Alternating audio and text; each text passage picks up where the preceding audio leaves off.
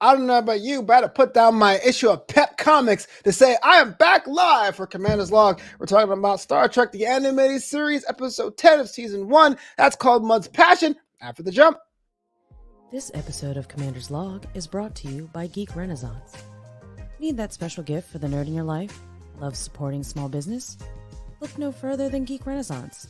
The artist, Sephra, makes all items by hand and will boldly go to the final frontier for your unique gift. Head over to geekrenaissance.company.site and use the code FLOBITO, that's FLOBITO, to get 10% off your order. Don't forget to follow, like, and share Geek Renaissance on Facebook, Instagram, and Twitter.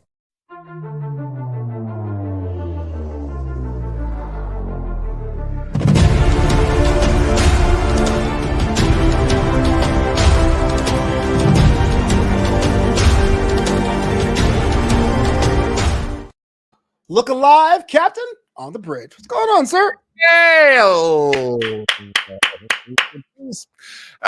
hey everybody. Hang on. I'm wearing the Star Trek. Oh, I see it. Yeah, it is. Are you showing me both boobs? What's going on? We're doing What? I'm not even charging for this, folks. That's that premium content, man. I'm so glad to be back here on the show live after 2 weeks of being on a break, man. How was your 2 week? We gotta assume that no one's watching Starbase 80 right now, but if they haven't, what's the last 2 weeks have been, Captain? I have been working on this show. It is called Friendly Valley. It is out in beautiful Santa Paula, California. It is playing in a, I believe our house is a like 60-seater. It's tiny. Okay. Hey, man, I've never sold out a 60-seater myself, so.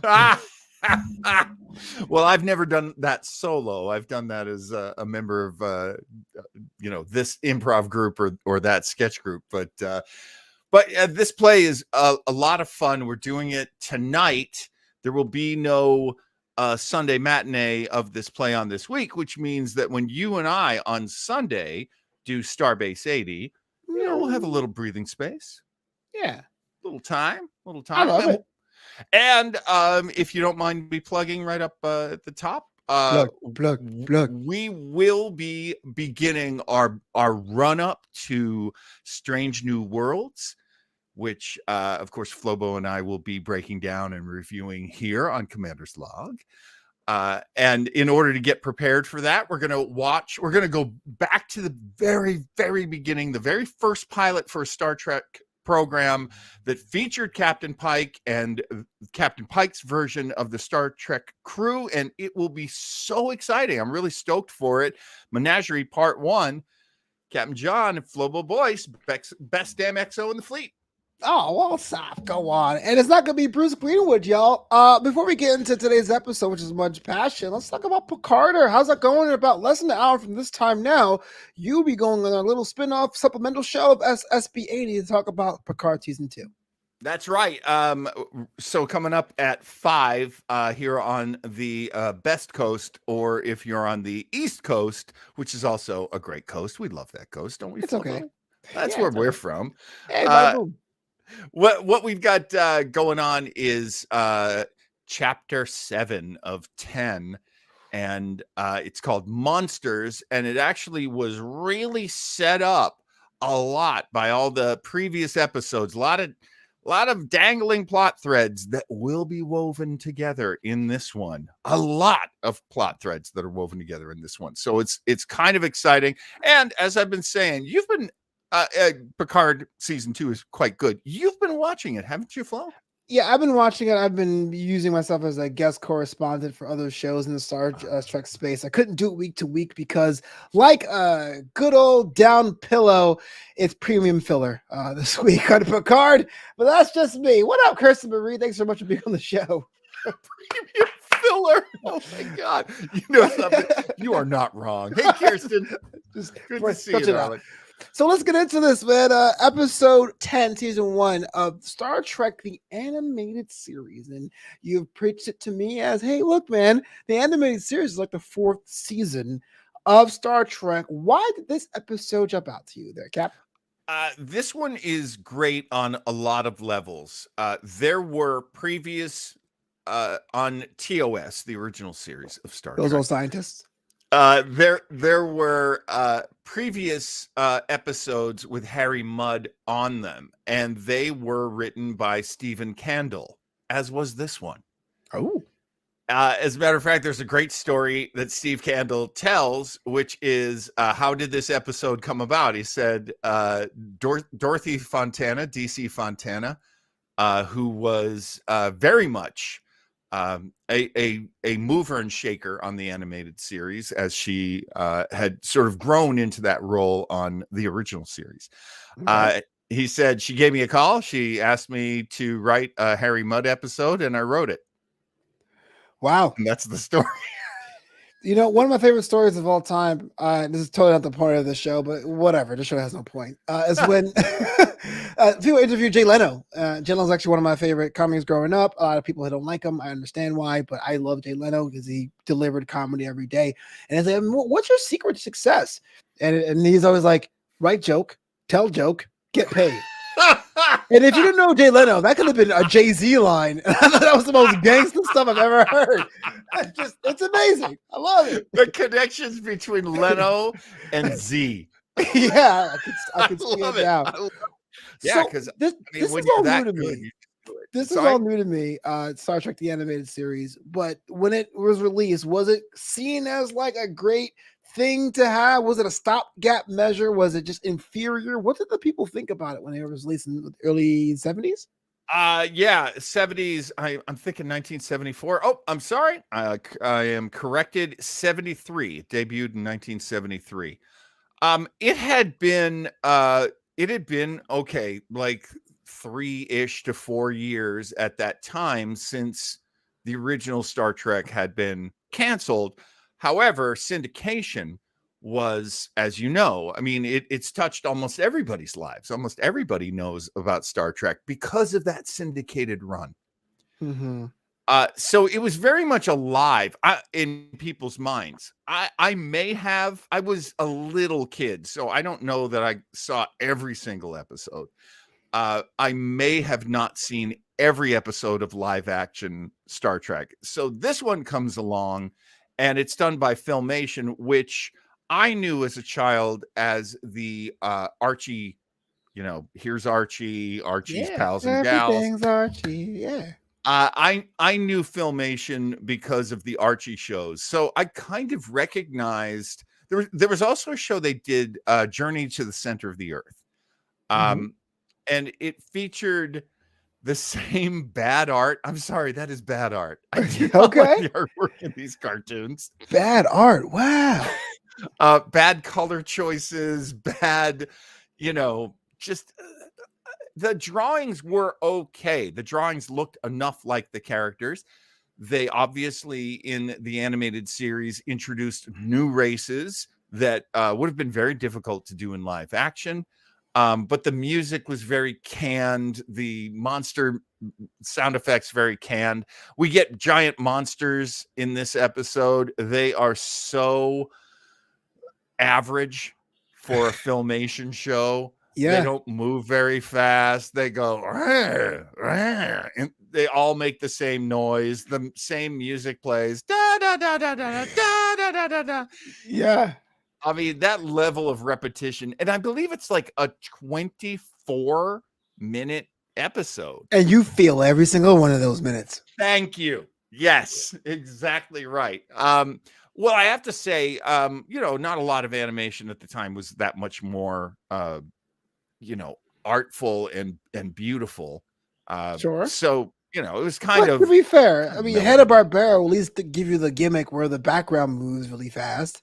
Johnny Quest or Scooby-Doo. And It's true. That's true. And here on the animated series, I didn't know a lot of people who liked it. To answer your question, there was not a lot of fandom in my life. I think if you were older and you could get fanzines and you might go to the conventions they had at the time, which were very primitive compared to what they would turn out to be. right. I don't remember a lot of kids on the playground saying that they loved this show. And that's sorry. okay. Sorry to assume you were alive back then because you don't know how old you are. Joe Townsend, what's up, Joe Townsend? Part of the Picardo crew says Pink Tribbles. Oh, that's always fun. Yeah, and he Pink also Tribbles, sent me exactly. Joe sent me a link of was it a fan short film of like the Next Generation done in the style as the animated series, which is pretty awesome. But let's get into plot, because that's what we're here for. Plot. Harry Mudd, who's not Rainn Wilson, which is kind of disappointing, has himself some magical crystals. Well, let me ask you this, man. Have you ever sold Avon? No, I'm just kidding. Well, like, walk me through this. The opening up of this whole idea of love and being able to rub love on you. Did it really hit home for you? I didn't mind it, to tell you the truth. I mean, I can go with these sort of simple stories where it's like, okay, it's like this. You break the crystal, you rub it on you, then the first person you touch will fall in love with you if they're of the opposite sex. Of course. If not, and you touch them, they won't fall. If you touch someone of the same sex, they won't fall in love with you. They'll just really be your friend. Oh, well, they just know the difference. And see, that's the thing. Look, can I just tell you? I got married in 1991. Okay. My wife and I moved in together in 89. That relationship has a heavy dose of friendship in it. It's okay to be friends with the person that you're in love with. I should hope so, because you're miserable. That would be the worst way to go about it. Well, and that would be every other marriage I've ever heard of. Joe Tansel says, yesteryear is one of the few animated episodes that have been worthy of a live-action series. We'll touch upon that one day. Craig Robinson, all the way from jolly old England, says, even Captain, what's up, Flobo? That's the name of the show. Captain Commander's Log. Craig, may I call you Lieutenant? It is one of my favorite English people. Instead of lieutenant, is lieutenant. Oh, really? I had no idea. Craig is Lieutenant Robinson. I love it. I'm with that as well. Got an amazing sound to that. So these Harry Mudd things, man, of the time period, it looked like a lot of these shows had that kind of character, Mr. Miss Split Leg or Gazoo or anything like that. Just a crazy person living outside by his own rules. Were you a Mudd guy? Were you a Mudd fan? Here's the thing. That's a great question, because I think I absorbed the feelings that I saw the crew have towards Harry Mudd. I didn't like Harry Mudd. And being a wrestling fan, we have this conversation now and again. I remember as a kid, I loved heroes. I didn't like villains. Yeah. Eventually, 9, 10, 11, I started to learn, oh no, Dr. Doom, I think, is much more cool than the Fantastic Four. Facts. Later it was like, oh, come on, Darth Vader. He's like the coolest guy in Star Wars. Yeah. When they introduced Boba Fett, I was like, oh, I love him. Yeah, I'm not crazy about any of the, good guys they're introducing, but I love all these bad guys. So looking back on Harry Mudd, I can say, oh, I thought he was amazing. I remember there was a period of time where I was like, when they were making the movies, I was like, man, wouldn't it be great if they put out a call to audition for who could be Harry Mudd? I would love to audition for that. Yeah. And then, as you mentioned earlier, Rainn Wilson in the Strange New Worlds universe is Harry Mudd. And I think he's a great Harry Mudd, a lot scarier than the previous Harry Mudds, especially this one, who is very ready for Saturday morning cartoons. He's so adorably rascally. Yeah. I actually think he works great. I love that he's wearing like that fancy epaulets, fancy uniform with no shirt on underneath. It's called fashion. Look it up. What do you make of that scene where he had like the plant, when he had like the female like fall in love? I was like, she looks like she's like a robot. This does not seem good for kids at all. I love that. I believe she's voiced by Majel Barrett. Majel Barrett does a number of voices in this one.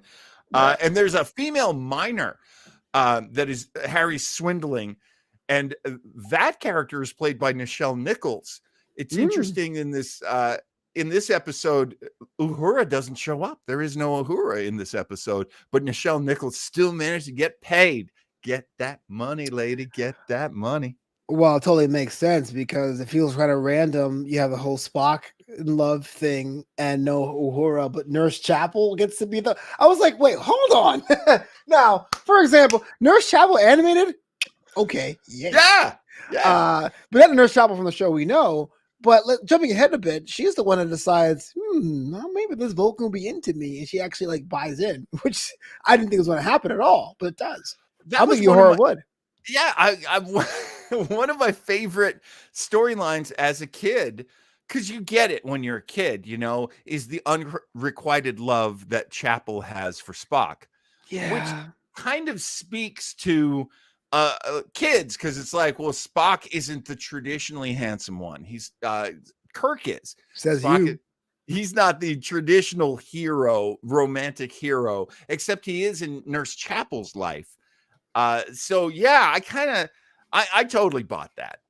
If anything, this is a very adult episode.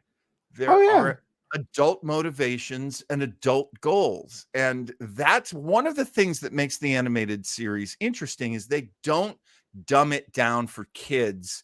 They do dumb it down in the way that parents were getting really all up in everybody's face about, oh, the Dick Tracy cartoon is too violent. And that was a great cartoon if you ever watched that. Yeah, it was. Even the rival. And there were lots of cartoons that were considered exciting. Johnny Quest, as you mentioned before. Lots of, guns and explosions and people trying to kill each other.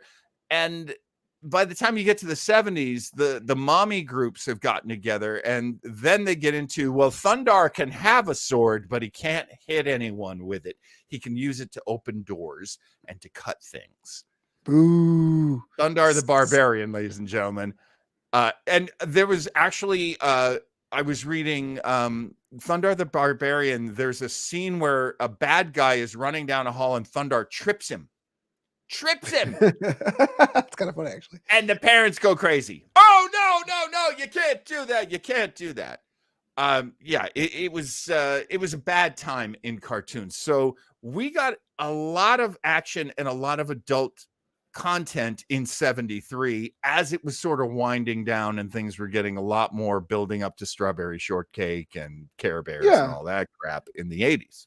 It makes sense because even as in the 80s, you look at Transformers, where wasn't Megatron a gun at one point, and then he wasn't, but then everyone's guns were like lasers. You're like, wait, who has all these plasma rifles in the future? Okay, I'm sorry. Actually, yes, it was Transformers and G.I. Joe that kind of changed it around because the 80s did get a little more violent and a little more gun and weapon oriented.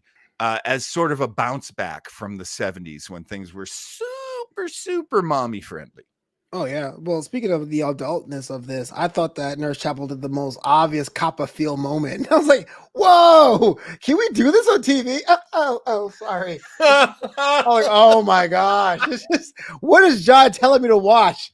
My favorite one is when DeForest Kelley, okay, so Dr. McCoy gets, the love drug. He gets the love bug. Oh, because at one point the crystals break and they get sucked into the air conditioning and just pumped into everybody's lungs, which is hilarious and one of my favorite things about the episode. And there's Dr. McCoy.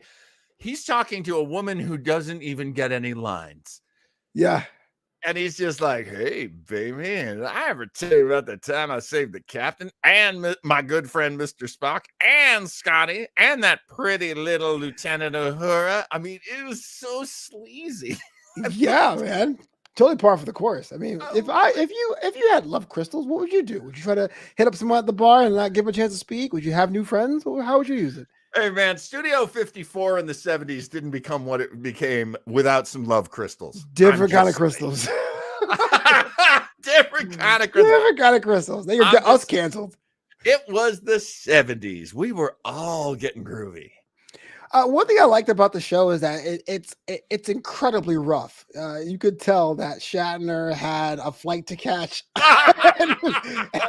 and did his things. There's like sometimes you can hear him breathe in and go, take three. What was your experience with that? Like, just looking to it now, hearing it now, it's like, wait a minute, what is Kirk doing? Yeah, I mean that's so funny. One of the things that happened in voice work in animation in the 60s and Really hard, by the way. What was that? It's really hard, by the way. I'm trying to do voice acting. It's a pain, but voice acting. Let me tell you something. Flobo knows what he's talking about. There's a lot to it. And what they would do in the 50s and the 60s, the 40s as well, is they would hire people who worked in radio. And because of radio, there was a certain style of acting, actually 2 or 3 styles to be really fair. And that's where a lot of voice acting would come from. If you were from television and an on-camera actor, so a William Shatner, I thought Nimoy did good work. I wasn't in love with the DeForest Kelley work. I was not in love with the Nichelle Nichols work. I was not in love with the Majel Barrett work that is all in this cartoon. These are on-camera actors, and when you're on camera, here, let's see if I can do it. When you're on camera, you tend to throw everything away. It's true. So the smallest little movement in your voice counts for something, because if you're in close up like I am right now, you don't really need to do much. But of course, you know from watching me, this is not how I talk. I talk like this. I got it. Yeah, it kills me to throw it away. But but yeah, that's why you'll get, well, Mr. Spock, that sounds like a good idea. Now, couple that with the fact that the figure who's saying that on the screen in this cartoon is not moving and the voice is not moving, it all gets pretty dull pretty fast. So yeah. You're not wrong. You're not wrong. There's a throwing of the lines. There's like random shots where the line is over, but the scene doesn't cut. It's almost like if this was like an assembly cut, it'd be okay, but it's animated. Like what? Okay. My favorite line so far of the show was when Harry Mudd was trying to pitch people the crystals outside, and he goes, "Doesn't matter if you're fat, old, or repugnant." I was like, "Jeez!" I loved so much about the language in this episode. That was a mishing trick, Captain. Yeah. You've cost me ship, everything I own, even the love crystals. I may just sue you. Fine. I'll see you in court, Harry. I mean, and then it cuts him being messed up. Like it cuts him being like in sick bay. Like did Kirk beat him up? I was like, wait a minute. I'll see you in court. He'll be fine. I mean, I still don't understand how they arrest him. They've already established that what he's doing is not illegal because that planet is not part of the Federation. Wow. Where is their authority? Well, you know what? Just stepping over boundaries, law enforcement, am I right? Please don't sue me. But yeah, I really thought that Kirk just like knocked him like side to side off camera. But yeah, they were in Motherlode for this episode, which is planet, right, a planet called Motherlode, which is very Star Trek and very cool. I really loved that. Here's my favorite line: the Katian, Lieutenant Maress, who pretty much does Uhura's job and is played by Majel Barrett, says, "You're funny and very attractive for a human." And she says that to Scotty. And she's not wrong. I mean, yeah, if a woman told me that, I know I made it. I'm attractive for a human. Joe Townsend says Kirk is no stranger to appear in court. Yeah, barely. One HR violation away. I'm court for sure. Let me tell you. Let me ask you something, Flobo. A Katian. Okay, a Katian, right? A cat woman. Okay. Would you? I would maybe, but I saw Lower Decks, and that scratching post episode has scared me away from all. I need to scratch this pole No, I'm good. I like my poles where they are. How'd you feel about Lieutenant Eric? Like you said, there's some races that didn't get a chance to be on the live action, but Eric is hanging out, being all reptilian. He's cool. I love that he's voiced by James Doohan. I have complained in the past that James Doohan's voices all sound like James Doohan, but I like the fact that he plays different characters. I know as an actor, he's thinking, well, this is a different character.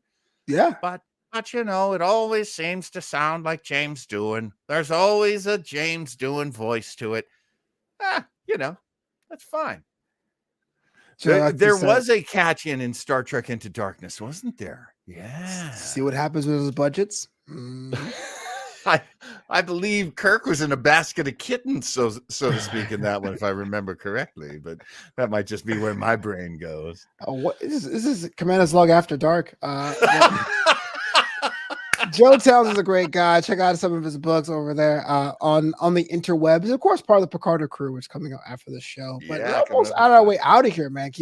Frankly, the 22-minute cartoon, and it feels like it took 3 days to finish. You had mentioned that about the top, and I really want you to really make my brain not hurt. What was the deal with the lizards? They were there, and they gave them the crystals so they'd be nice. But then the camera went and showed the crew. So, like, are they banging off camera? Like, what? I assume. Well, okay.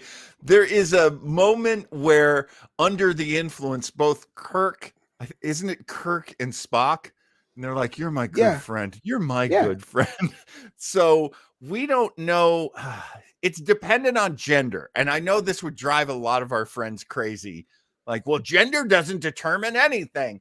Did back then, apparently. It did back then. Well, I mean, again, boys and girls rules in 1973. Mhm.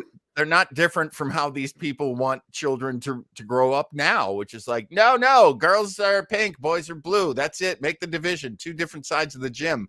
That's why junior high school dances are so terrible. That's why. Set everybody apart by gender. So I have no idea what happened with the lizards, and frankly, Filmation is too cheap to show it to you. Yeah, it looked like, to where I can understand, they were fighting with the same audio clip, right? No inflection. Yeah, it's like, oh, come on, But I guess it's very TOS, right? Having the cat off camera and stuff like that. So I get it. Yeah. So they're doing it, and they throw the crystals, which are somehow that fits in their hand, but they're giant when they get there. And somehow they exist, because we'd already been told that the crystals that were given to Nurse Chapel were the last crystals. Yeah. Hey. Yeah. And so they start to continue to fight, and then the crew dodges it, even though they were already away from it to begin with, because they threw the crystals. And then it's almost like some studio was like, "There's no action here." Oh, you want action, huh? Well, it's 4:30 on a Friday, so I'll give you this, and that's it. Honestly, that's the best explanation I've ever heard. Where somebody's like, "Look, we're in the final act, and nothing's happening." Nothing's happening.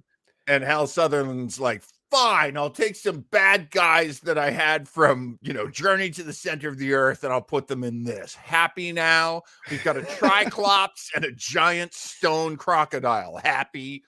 Yeah, bada boom. Where's my raise? Also, a line out of context, which I wrote down, is when during that scene where Kirk looks at Spock and goes, "Spock, can't you take your hands off of her?" Like, you should talk there, Kirk. Excuse me.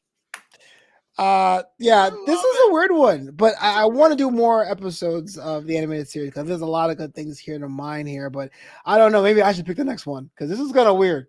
Maybe I'll tell you this much. I mean, just look at the fact. You're not wrong about it being weird. There is a children's show, and the title has the word passion in it. Should that be? And it's Mud's passion. His passion is not collecting coins.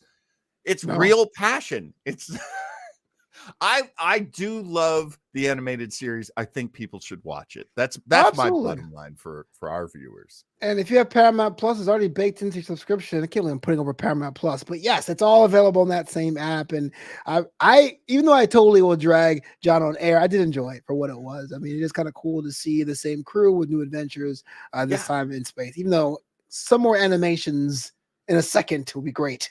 Is that too much to ask for, Filmation?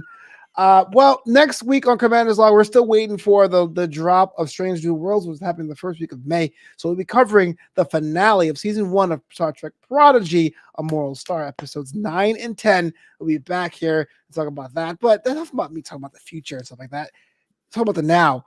Captain, if someone wants to interact with you now, how do you go about doing that?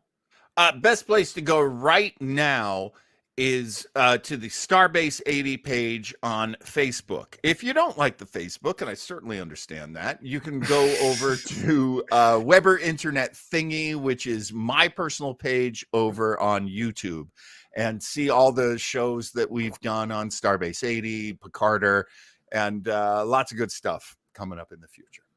Oh yeah, we back here with a brand new live episode again. Thank you so much for rocking with me as I traversed many cities in this great country. By the way, Alaska is like comically large. No one really knows how big Alaska is until you superimpose it on the map. Surreal. At Lobo Boys on that social media, flobito.com, FLOBITO.com. I almost forgot my own name. And of course, you can check out Commander's Log wherever you get your podcast audio versions of about an hour after we get off of the interwebs. Yeah. But, Captain, until next time, say the words. Live long and prosper, babies.